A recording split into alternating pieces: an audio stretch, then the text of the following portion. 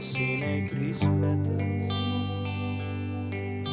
Com em consolava quan el gelat queia per terra, com veure el món des de l'aire pujat a les seves espatlles.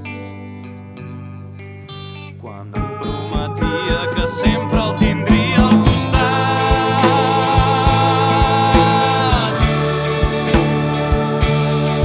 Al costat.